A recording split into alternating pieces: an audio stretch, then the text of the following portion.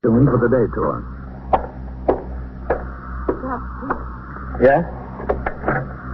could I talk to you, Captain, please? Well, Oh, you're Mrs. Rostek, aren't you? Yes, Mrs. Grafton. Well, it's been a long time. You've still got the store? Oh, yeah. Sure, I got it. When Joe died, I thought maybe I'd sell it, but I couldn't get nothing for a little store like that. I got the store.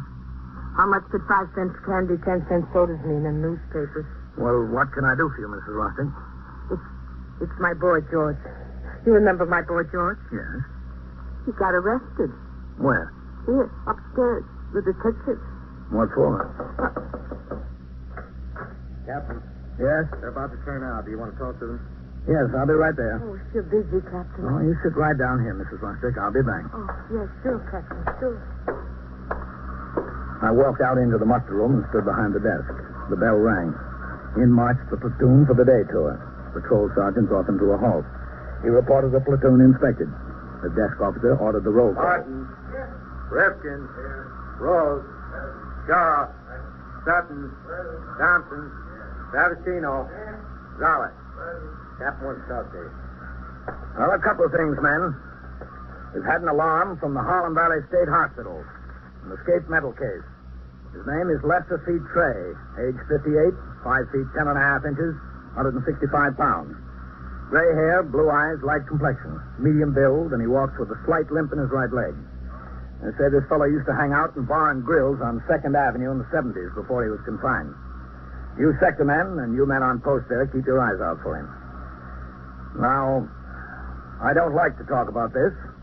I'm not going to mention any names because I don't want to embarrass anybody. But get your house tax paid up. Those of you who are delinquent will have forthwith sent to your home. All right, Sergeant. Post the platoon. Platoon, 10, hut. There, face. Forward, hut. The men who would patrol the precinct on foot and in cars for the next 8 hours walked out the door and onto the street. I looked over entries in the blotter. Then I walked back around the desk toward my office where Mrs. Rostek was waiting. 21st Precinct, Sergeant Klein. All right, 671. All right, Mrs. Rostek. Oh, I don't want to take up your time, Captain. That's what I'm here for. What was your boy arrested for? I don't know. Robbery. Tell me what happened. I was asleep 2 or 3 o'clock this morning. I don't know. Mm-hmm. Somebody was knocking on the door. I thought George. I thought he forgot his keys. It was 2 men, not policemen, detectives. Yeah. They said, "Where's George?" I said, "I don't know. He isn't home yet. He sleeps on the couch. He isn't home." And they said, "Could we wait?" And I didn't want them there, but I said, "All right." Mm-hmm. Then they wanted to look at George's things. I don't know. I told them I got no right to show them. Ask George. All right, they said. And pretty soon George come home. Maybe 3:30, 4 o'clock. There wasn't any trouble. No trouble. Okay. George showed them his things, and they said it would be better to come here and talk. George said, "Go back to sleep now. I'll be home right away." I thought they just wanted to talk, so I went back to sleep. Who told you he was being held for robbery? I woke up and he wasn't there, so I came here and asked. The man out there, he said... The desk lieutenant? Yeah, the lieutenant. He said, "Go upstairs to the detective." Or was George upstairs? Yeah, in a little office with one of the detectives who came last night. They were still talking. I went in and I said, "What did you do, George?" He told me, "Go home, Mark. Get out of here." What was the name of the detective who arrested him? Oh, it's Toomey Tucci something. I don't know. How old is George? 17 in January. He was 17, or he will be No, 17? he was in January. Mm-hmm. I don't know, Captain. They came, they took him. He's a good boy. He goes to school. He works after. Let me see what I can find out. Yes, sir. Give me Lieutenant King upstairs, will you? Yes, sir. He's a good boy. He wouldn't do anything like robbery. 21st Squad, Detective Tully. This is Captain Kennelly. Is Lieutenant King around? No, sir, I don't expect him back until 11:30 or 12. Oh. Listen, Tully, whose squeal is Tully, that? that's George him. Rostek Tully. being held for robbery. It's my squeal, Captain. Oh. Well, what's it look like? We've got him made in 3 muggings. The last one was about 1 o'clock this morning. Definitely him? He had the man's wallet in his pocket when we arrested him.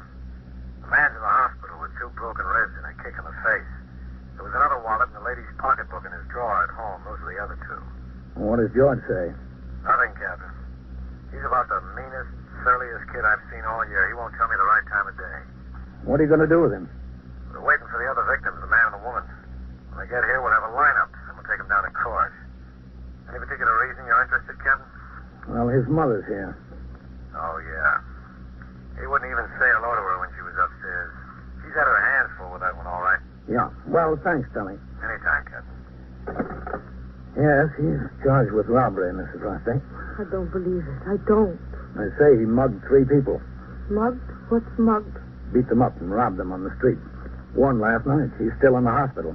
Not my George. I don't believe it. He's been in trouble before, hasn't he? He's a good boy, Captain. A very good boy. What are they going to do? What happens now? Well, they'll take him down to court this morning.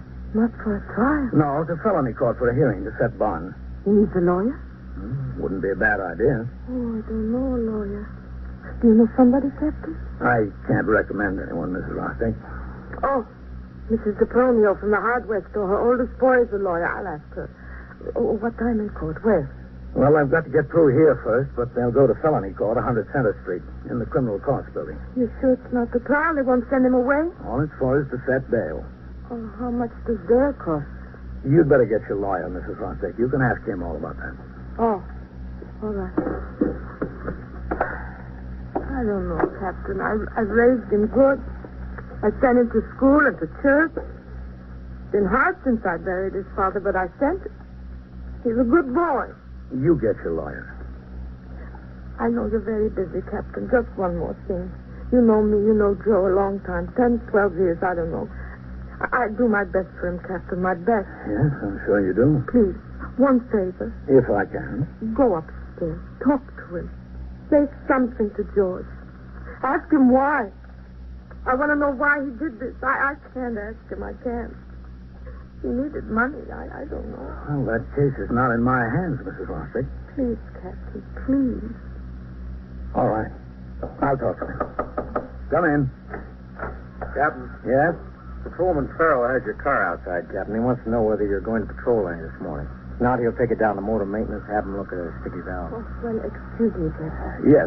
Thanks for stopping in, Mrs. Rostek. Just talk to George. You'll see. He's a good boy. He's a very good boy. That's all right. Bye. Oh, what'd you say about my car, Sergeant? Farrell's got it outside, sir. If you're not going to patrol this morning, he'll drive down to motor maintenance and have him look at that sticky valve. Well, I was off all day yesterday. Why didn't you take it down then? Beats me, kid. Well, you tell him to... Oh, just a second, yes. 21st Precinct, Captain Kennelly. Who? Oh, hello, Eddie. Yeah, sure. I got it down on my calendar. Wednesday, 4 p.m., Clinton Playground, softball field, Comets versus Eagles. If the roof doesn't fall in on us, I'll be there to see at least part of the game. I'd sure like to. Thanks for calling to remind me, Eddie.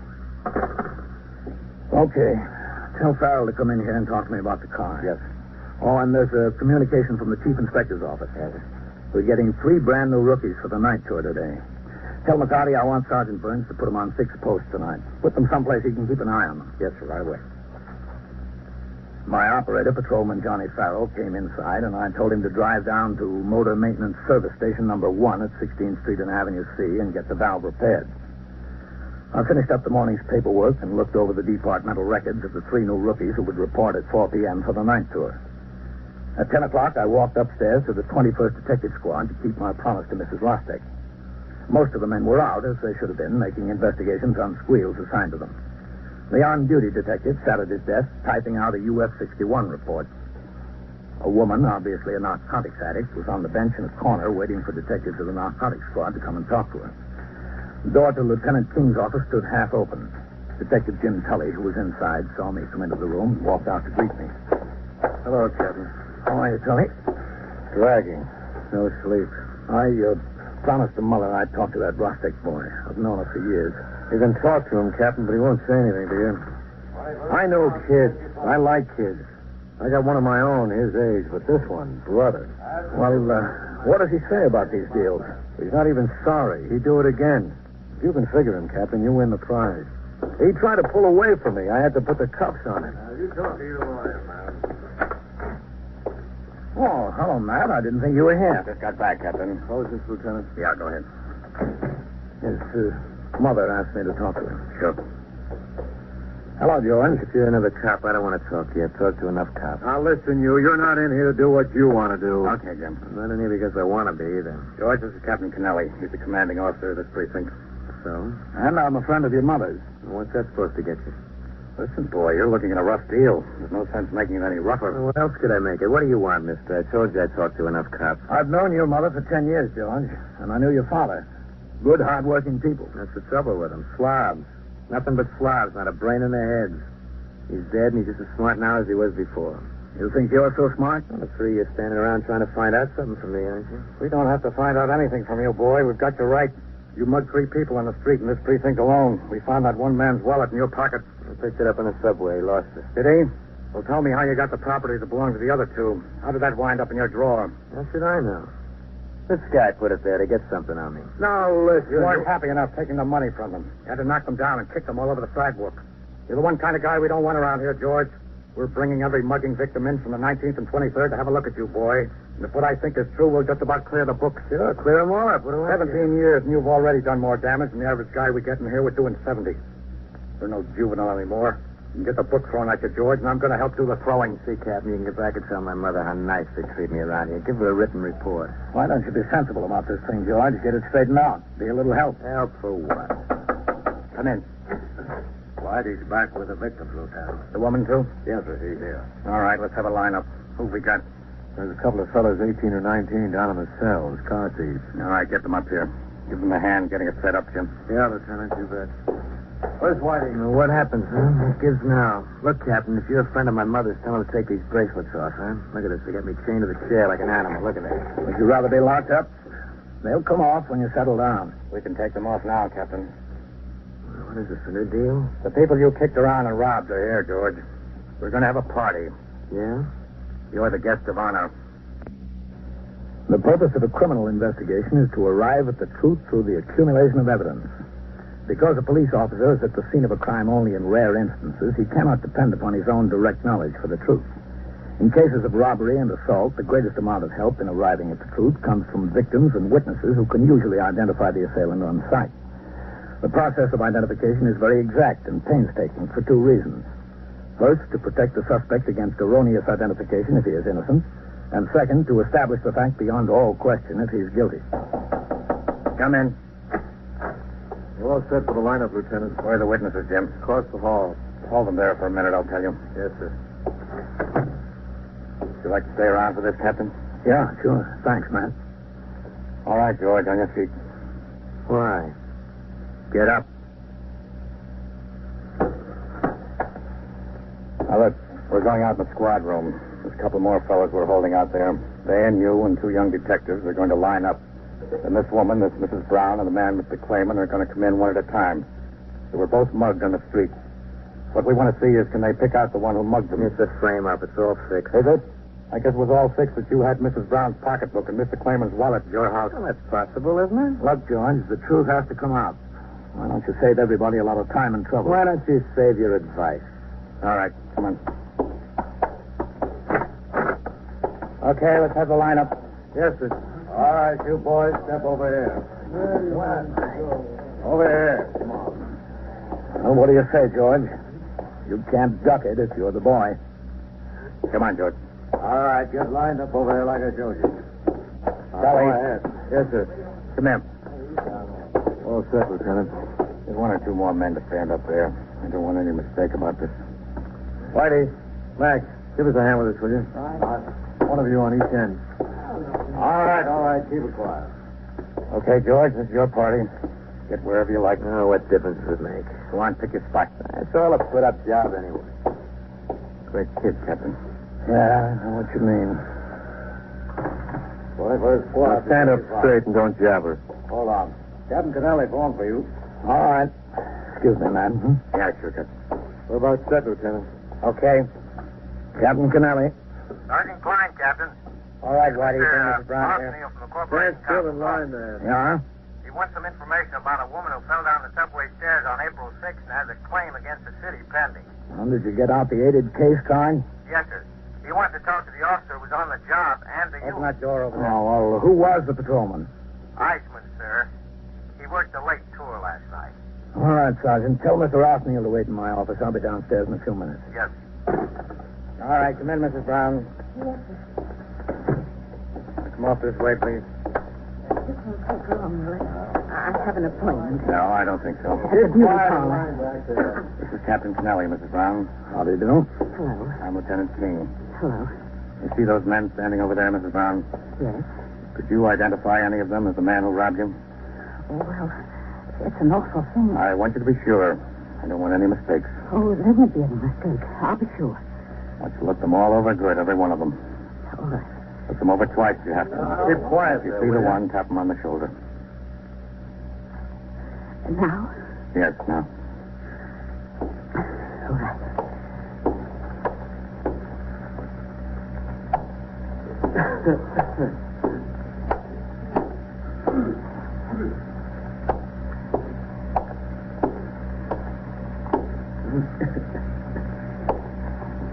I see. Tap him on the shoulder. This one. Who are you, kid?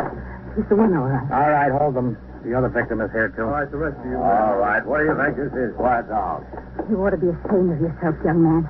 Do you know that? I had a cut in my thigh and my back was sore for a week. A week. What do you want me to do? Break down and cry? That wouldn't be a bad idea, George. I'd think a lot more of you if you did.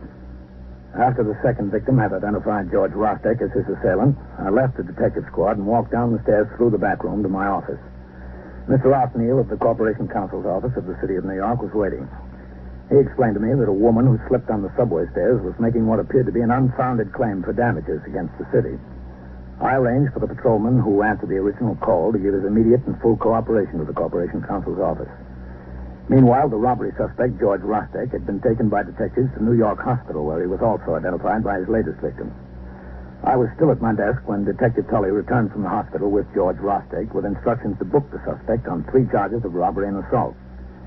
The act of booking is the first step in the judicial process leading to trial. The charges and the circumstances of the arrest are entered in the arrest record by the desk officer in the muster room. I sat at my desk and watched the procedure through the open door of my office. Rostek, H-R-O-S-T-E-K, George. Any middle initial? No. No middle initial. Age? 17. Occupation? What are you, a student, George? When I work at it. Student. Robbery and assault, 3 times. He's going down to 240 to be mugged and printed and then to felony court. Yeah. Let's see what you got on you, George. Handkerchief. Comb. 50, 70. 78.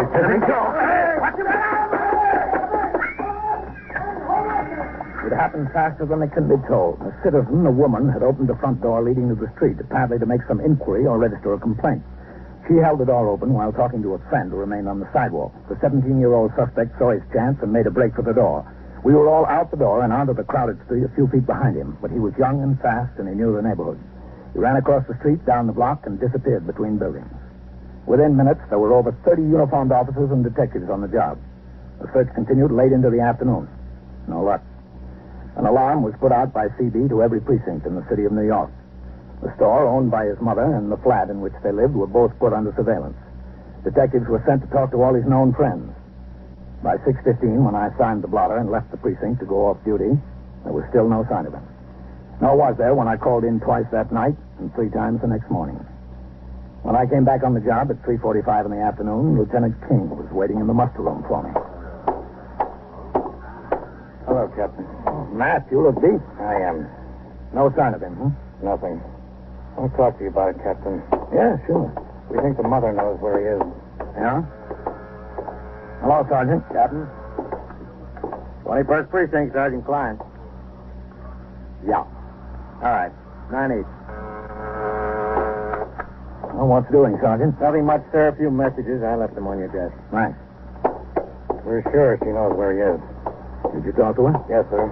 She's a pretty bad liar, but keeps on lying. He's not in the house or the store? I've had men watching both ever since. Well, a lot of people go in and out of that store. That's the point, Captain. Somebody that went in knows where George is and told her. What do you want me to do? Talk to her? Yes. You've known her a long time. Maybe she'll open up with you. Sure, Matt. I'll talk to her. There's nothing to lose. Nothing, Captain. Nothing except sleep. We've all lost plenty of that already. I signed the blotter, read the communications and reports, and turned out the platoon for the night tour. At 4:45, I had Patrolman Farrell drive me over to 2nd Avenue to the small candy store run by Mrs. Rostick. I got out of the car and told him to wait. As I crossed the sidewalk, I spotted Detective Jim Tully standing in the doorway 100 feet or so down the block. He'd been on the job 48 hours straight. It was his prisoner. He wanted him back.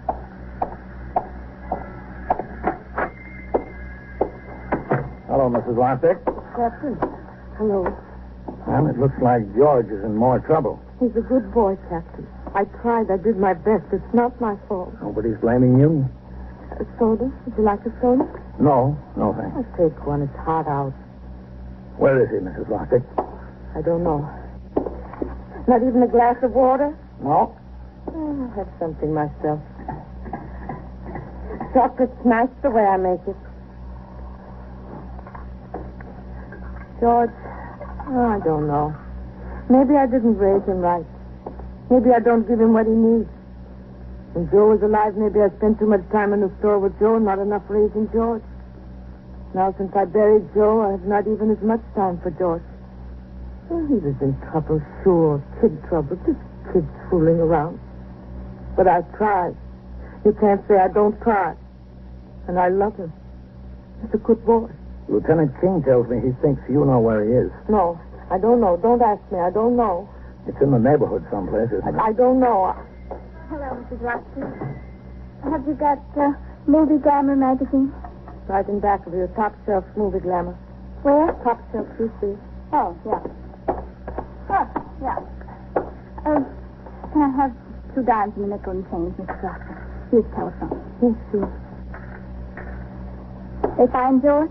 No, not yet. Oh, excuse me. That's all right. Oh, well, I'll use the telephone. Don't you worry about him, Mrs. Rostick. He's smart. They won't get here. Yes. Very smart. Me, too. I'm very smart. Are you sure no soda, Captain? Positive. An ice cream, then? No? You tell me, Captain. You tell me what's best. If we don't get him soon, Mrs. Rostick, he's finished. He's young and he's got a chance to get straightened out. A good chance to get straightened out. If we don't get him, he can't do anything but get worse and worse. The good boy is very good. Worse and worse. So bad he'll never get straightened out. There'll be more muggings. He'll get a gun. He'll kill somebody or get killed himself. Himself? No. That's the way it'll be. The next charge will be murder. The line was busy. So wait and try again. Oh, they're on the phone all the time. What's the use? Yeah. Thank you, Mrs. Rostick. Bye. Where is he? I don't know. You want him to get straightened out, don't you? I don't know, but he does. Jonas. Yeah? He's been coming in for money to buy him food. He's hiding in a club room someplace. A club room that the boys have got. I put the money in the magazine, $5. Thanks, Mrs. Rostick. Captain, Yes? he's a good boy, Joe. A good boy. I hope he turns out to be. I looked both ways on the street. I saw that the girl had turned north and was walking slowly away from the store. I followed her until I got to the point where Detective Jim Tully was waiting in the vestibule. Jim. Hello, Captain. That girl, yellow dress and blonde hair. Yes, sir? George is hiding in a club room. Stay with her. She'll need you there. Thanks. Who told you, the mother? Yeah? I don't get it. She was a clam with us. Why? Because George is a good boy. Get going. You'll lose her. Yes, sir. And so it goes on, around the clock, through the week, every day, every year. A police precinct in the city of New York is a flesh and blood merry-go-round. Anyone can catch the brass ring, or the brass ring can catch anyone. 21st Precinct, Sergeant Klein. Yes, sir. What's the address? 205? 209. Inside? In front of the shoemakers. What's the trouble there? What'd the men have? What kind of a gun? Incidents portrayed on tonight's 21st Where did Precinct it go? occurred last year. How likely did it Names go? were changed to protect the interests of persons involved. 21st Precinct is presented with the official cooperation of the Patrolmen's Benevolent Association, an organization of more than 19,000 members of the Police Department, City of New York. Everett Sloan in the role of Captain Kennelly, Ken Lynch as Lieutenant King. Featured in tonight's cast were Barbara Weeks, Elaine Ross, Linda Watkins, Dawson Zerby, Bob Reddick, and George Petrie. Written and directed by Stanley Niss. Produced for CBS Radio by John Ives. Art Hanna speaking.